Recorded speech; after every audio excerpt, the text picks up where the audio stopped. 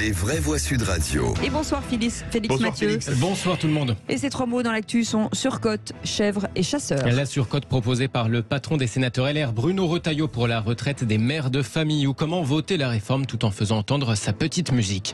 Et puis quand le maire d'une commune décide de faire abattre un troupeau de chèvres sauvages par les chasseurs à cause des dégâts dans le cimetière, il est convoqué par la justice direction Lorette, près de Saint-Étienne, dans un instant. Les vraies voix Sud Radio.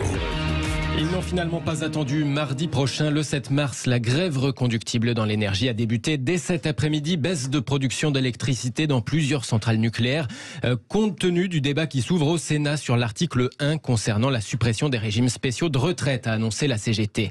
Pendant ce temps, justement, au Sénat, le patron des sénateurs LR, Bruno Retailleau, joue à l'équilibriste. Voter la réforme peut-être, mais quand même faire entendre sa petite musique. Nous ne voulons pas que cette réforme se fasse sur le dos des femmes, des mères de famille qui ont eu des enfants et qui ont travaillé et qui ont eu des carrières complètes, qui n'ont pas souvent eu d'ailleurs le loisir de s'arrêter longtemps, qui ont dû bosser, parfois parce qu'elles élevaient seules des enfants, parfois parce que leur mari avait de petits salaires et qu'il fallait aussi payer les traites de la famille. Eh bien oui, nous proposerons avec courage et avec fierté pour ces mères de famille une surcote. On leur doit bien, mes chers amis.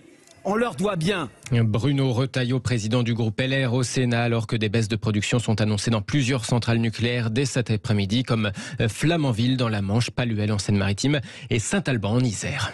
Commentaire Philippe Bilger. On se demande si la droite sait encore où elle habite dans le débat sur les retraites.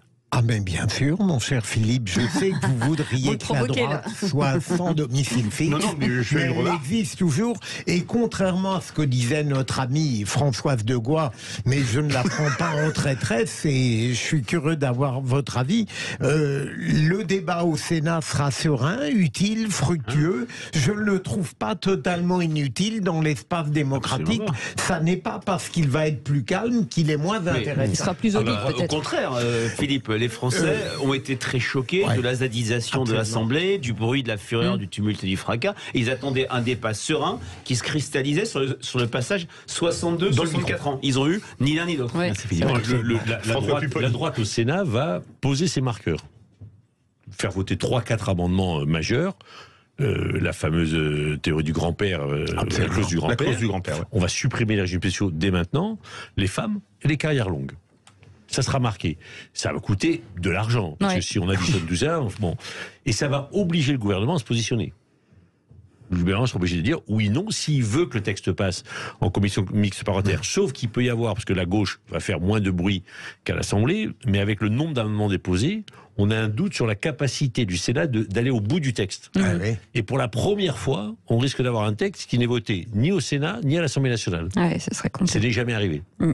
Donc il y a un problème constitutionnel, juridique aussi, de voir est-ce qu'une commission mixte paritaire peut se réunir sur un texte qui n'a pas été voté. Enfin bon, voilà. Mais ils vont faire leur job. Et ils vont obliger le gouvernement à sortir du bois. Et donc, s'ils veulent à la fin qu'il y ait un vote, il faudra bien tomber sous les marqueurs de la droite. Allez, on poursuit avec cette étonnante histoire à Lorette. C'est ça qui Dans la région de Saint-Étienne, un maire convoqué par la justice pour avoir fait abattre un troupeau de chèvres. Des chèvres présentées comme étant sauvages et qui traînaient dans les bois près du cimetière de Lorette. 4800 habitants dans la Loire. Le problème, c'est qu'elles allaient aussi sur les tombes pour manger les fleurs, les plantes d'ornement, tout en laissant des crottes un peu partout. Alors quand le maire a décidé de faire abattre ces 11 chèvres, des associations de défense des animaux sont venues manifester devant la mairie. Justice pour les biquettes, pouvait-on lire sur les panneaux. Et elles ont eu gain de cause. Le maire sera jugé le 20 juin prochain, mais aussi le président de la société de chasse de Lorette qui a procédé à cet abattage. Justement, nous sommes en ligne avec lui. Bonsoir Marvin Carmont. Bonsoir. Merci d'avoir accepté de nous donner votre version de l'histoire sur Sud Radio. Et bonsoir Victoria Decousu, présidente de l'association Le Cercle de Pan, Protection Animaux et Nature. Bonsoir. Bonsoir. C'est vous qui manifestiez contre cette décision du maire. Victoria Decousu, pour vous, c'était vraiment pas une décision légitime d'abattre ces chèvres ? Exactement. On est censé protéger et respecter tout être vivant. Les animaux tiennent à leur vie. Ces chèvres n'étaient un danger pour personne. Et donc, les chasseurs et monsieur le maire se sont fait un malin plaisir à abattre ces animaux à bout portant de plus. Donc voilà, c'est une véritable honte et il faut qu'il y ait une sanction à la hauteur. C'est-à-dire que pour vous, juridiquement parlant, ça n'avait pas un statut d'animal sauvage qui permettait à des chasseurs de leur tirer dessus, c'est ça ? Exactement. Il y avait certaines chèvres qui étaient notamment baguées et on connaît d'ailleurs le propriétaire des chèvres. Bon, alors, Marvin Chiaramonte, est-ce que vous comprenez cette convocation par la justice qui parle, je cite, d'abattage dans des conditions illicites sans précaution pour éviter aux animaux de souffrir? Non, clairement pas du tout. Après, c'est vrai qu'aujourd'hui, je comprends pas pourquoi on est convoqué nous en justice alors qu'on a fait ça sous les ordres de Monsieur Tardy. On avait un Monsieur arrêté le maire, municipal. Oui. Ouais, Monsieur le maire, c'est ça. On avait un arrêté municipal, donc après voilà, nous on a fait ce qu'on nous a demandé. C'est bien de dire que il n'y a pas eu d'accident aujourd'hui, enfin jusqu'en 2022, quoi, décembre. Mais si ces chèvres ont traversé l'autoroute ou la route et ça aurait pu causer des plus grosses dégâts que simplement des fleurs que sur des tombes.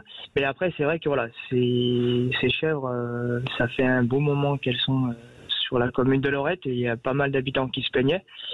Le maire a fait ce qu'il fallait pour contacter des associations. Il a échangé des mails, des courriers, tout ça. Personne n'a fait ce qu'il fallait. Oui. Voilà, mais on pouvait pas les capturer. Alors c'est ce qui devait se passer. Sauf qu'en fait, ils nous ont simplement, les associations nous ont appelés, nous, pour les aider, en fait, parce qu'ils se sont rendus compte que c'était impossible de les attraper. C'est la loi. Et d'ailleurs, Madame Descousus a dû participer à cette course contre les chèvres, on va dire.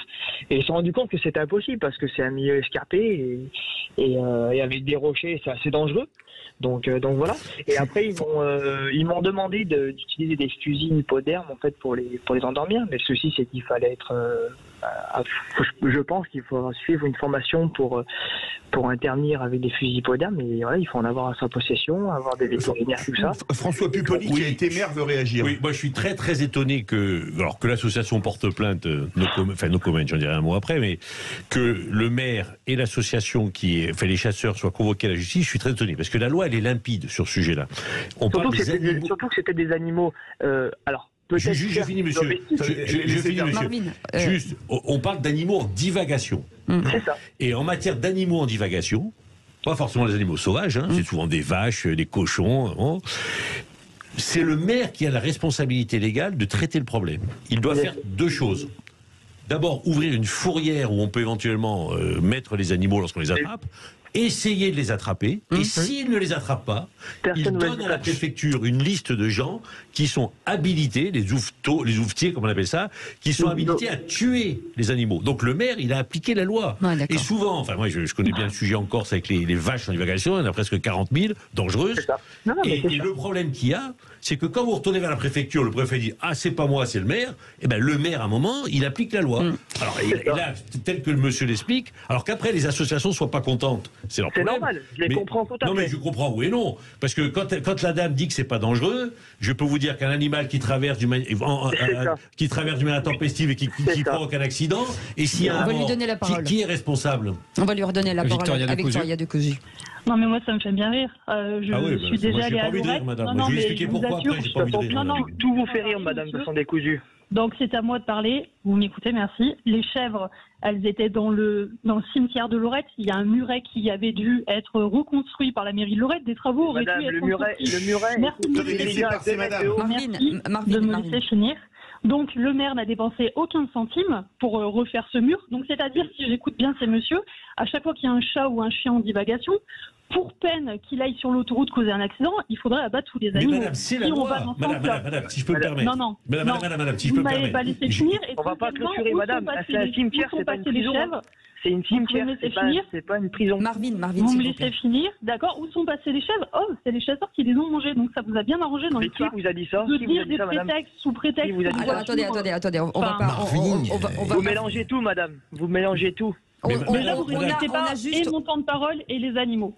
Madame, si je peux me permettre, ce que j'ai rappelé, j'ai été parlementaire 15 ans, c'est l'application de la loi. Non, la préfecture n'avait pas dit son autorisation.